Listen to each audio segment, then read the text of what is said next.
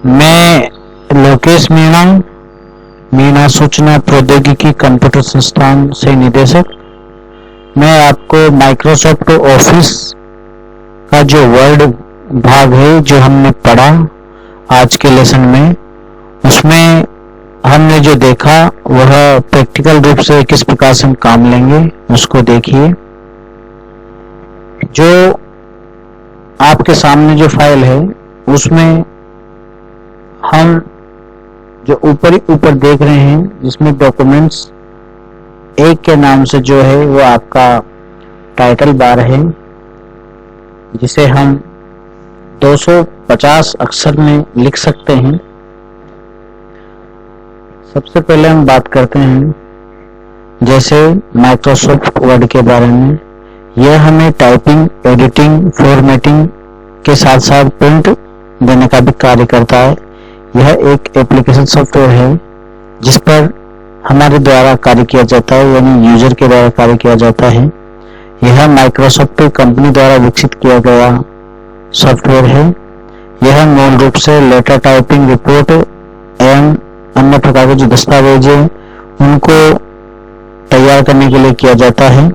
यह स्टार्ट जो आप देख रहे हैं यहाँ पर जो स्टार्ट है, इस पर क्लिक करने के बाद ऑल प्रोग्राम आता है जिसमें जो आपका माइक्रोसॉफ्ट ऑफिस आएगा भी, उसमें आप इस यहाँ पे देख सकते हैं माइक्रोसॉफ्ट ऑफिस आ चुका है। इस पर क्लिक करने के बाद आपके पास बहुत सारी फाइल खुलेगी माइक्रोसॉफ्ट ऑफिस की जो बनाई हुई है। उसमें हम ऑफिस का जो वर्ड है, वर्ड को हम इसमें काम लेंगे। जैसा कि आप देख रहे हैं वर्ड 2010 माइक्रोसॉफ्ट वर्ड, इस पर क्लिक करेंगे तो आपके सामने यह फाइल खुल के आ जाएगी जो कि माइक्रोसॉफ्ट वर्ड कहलाएगी।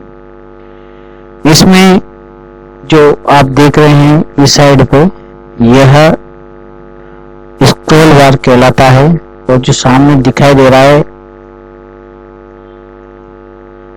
डॉक्यूमेंट्स टू, ये फाइल का नाम है जो टाइटल बार कहलाता है। स्टेटस बार ये आपका यहाँ पे कहलाएगा जो पेज, वर्ड्स इत्यादि बताएगा, यह आपका स्टेटस बार कहलाएगा। और जो साइड पे 120 ये कब परसेंटेज आ रही है, ये आपका जूम स्लाइडर होता है जो फाइल को घटाता बढ़ाता रहता है। इसके बाद आप जाएंगे फाइल पे आपको जब फर्स्ट बार सेव करेंगे तो यहाँ पे सेव का बटन कंट्रोल एस से जो होता है वह सेव होता है। सेव एज जो आपको कुछ एडिटिंग करनी हो तो वो आप वापस दोबारा करेंगे तो सेव एज कहलाएगा। किसी फाइल को ओपन करना है आपको इस फाइल के अंदर डॉक्यूमेंट्स 2 पे तो ओपन कर सकते हैं। यदि इसको क्लोज करना चाहते हैं तो यहाँ पे क्लोज हो जाएगा। रिसेंट में वो फाइल आएंगी जो पहले खुली हुई है, मतलब जो जितना आपने यूज किया इससे पहले। न्यू फाइल में आप नई फाइल खोल सकते हैं, प्रिंट में आप प्रिंट कर देख सकते हैं, और सेव एंड सेंड आपको कहीं पर भेजनी है तो इससे हो जाएगा। तो हम पहले सेव करेंगे फाइल को। सेव करने के लिए पहले आपके सामने एक इंडेक्स खुलेगा जिसपे आप नाम डाल सकते हैं। जैसे मेरा नाम लोकेश है तो मैं इसमें लोकेश के नाम से फाइल सेव करूंगा जो मैंने आज बनाई है। जैसे आज 12/2/2021 है।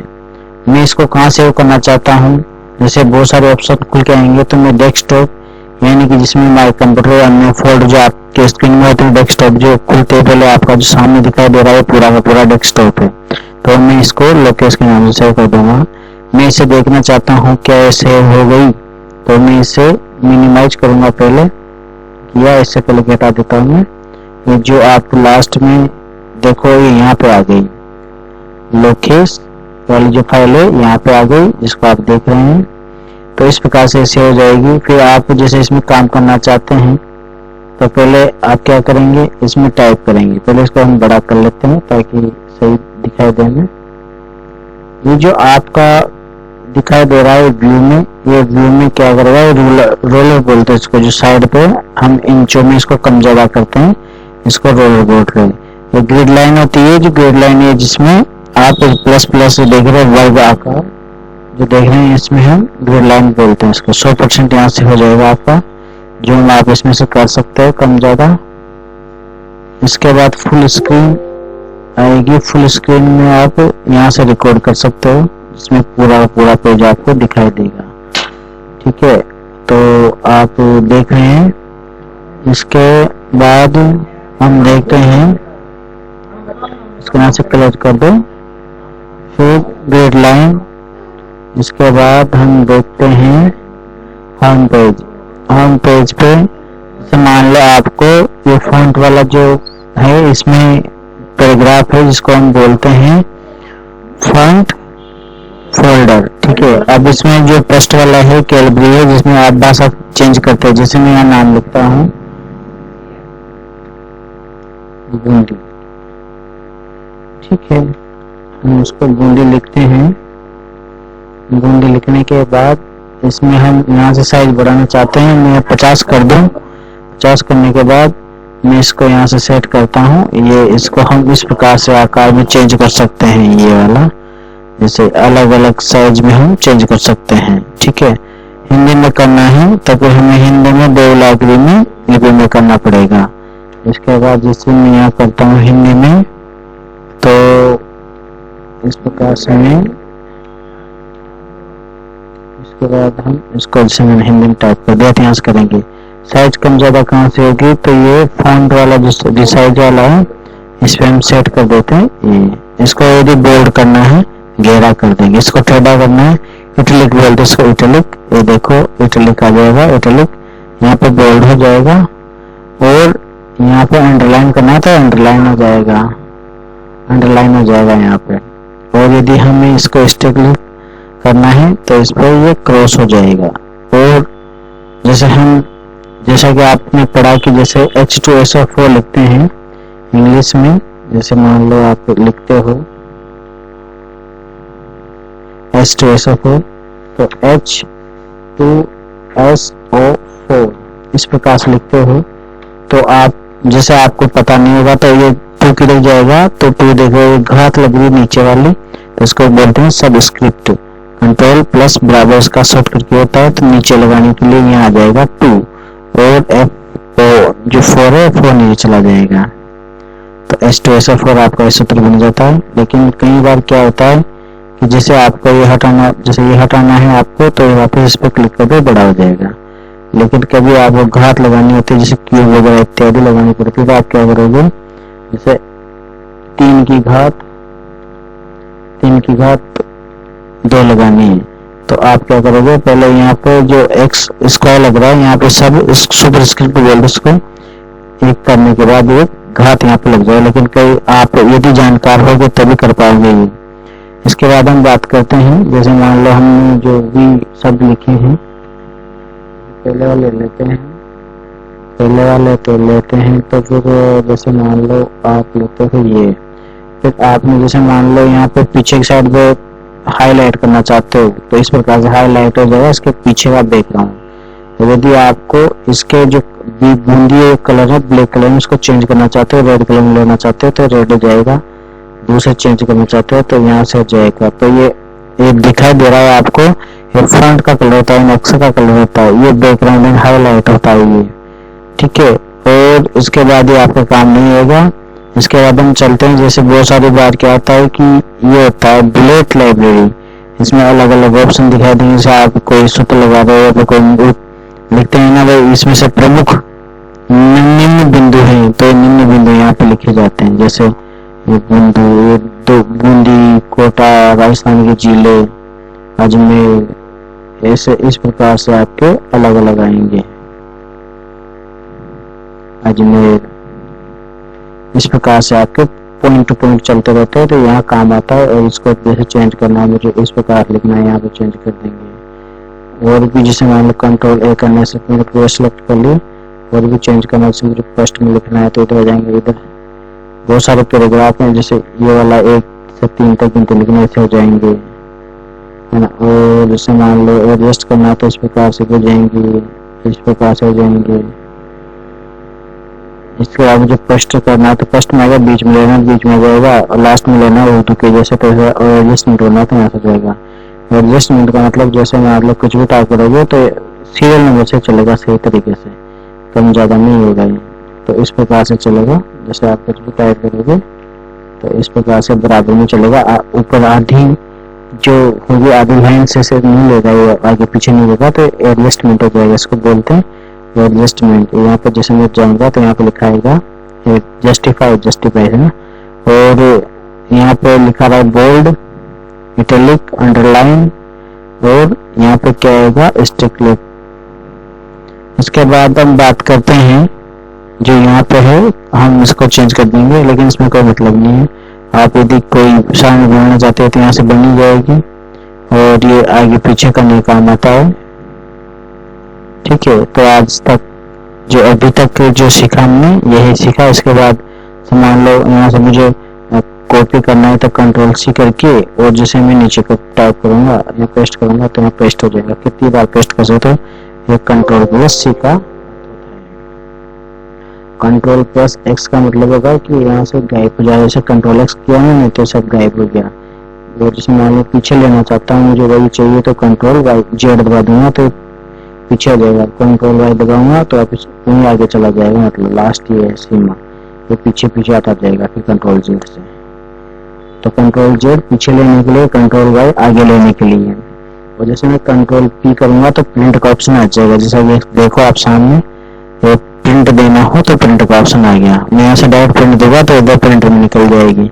तो इस प्रकार से आप आगे देखते हैं। कंट्रोल एस का तो होता है सेव, जैसे मैं सेव करूंगा तो यहाँ पर दिखाई देगा आपको सेव होगा, देखो हो रहा है सेव। इस प्रकार से कंट्रोल एस किया तो सेव हो गया। अंडू का मतलब पीछे आना होता है, जैसे ही आ गया। कंट्रोल वाई का मतलब आगे जाना पाचा वापिस। रेड का मतलब हो गया, कट का मतलब एक्स हो गया, कंट्रोल प्लस एक्स कट होता है, कंट्रोल प्लस सी कॉपी होता है, और कंट्रोल प्लस वी पेस्ट हो गया, जैसे इस प्रकार से। इसके बाद ओपन कंट्रोल प्लस ओ करूंगा मैं तो फाइल ओपन हो जाएगी। आपको कोई फाइल यहाँ पे डालनी तो वहां से इधर आ जाएगी। ठीक है, और कंट्रोल प्लस एन करूंगा तो नई फाइल खुलेगी। जैसे देखो नई फाइल खुल गई, डॉक्यूमेंट्स 3 के नाम से आपको दिखाई दे रही है। क्लोज करने के बाद हो जाएगा। सभी फाइल को मैं चयन करना चाहता हूँ तो कंट्रोल ए करूंगा तो ये सभी फाइल चयन हो गई। अब यदि मुझे डिलीट करनी है तो डी दबा दूंगा तो इससे डिलीट हो जाएगी पूरी फाइल। इस प्रकार से होता है।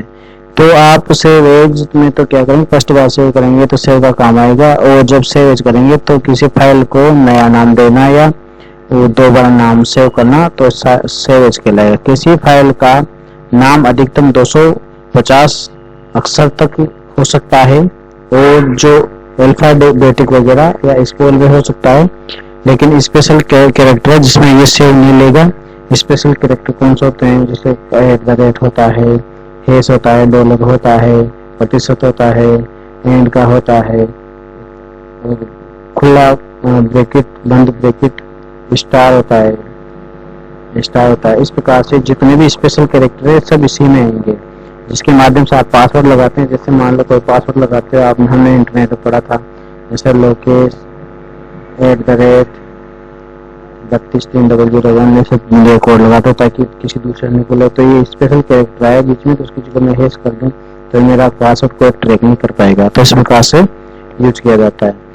ग्राफिकल यूजर इंटरफेस जो होता है वो बहुत काम आता है। ग्राफिकल यूजर इंटरफेस में जो पूरा नाम होता है GUI का, वो होता है ग्राफिकल यूजर इंटरफेस। इसका आंसर होता है जैसा कि आप देख रहे हैं, ग्राफिकल यूजर इंटरफेस इसका नाम होता है।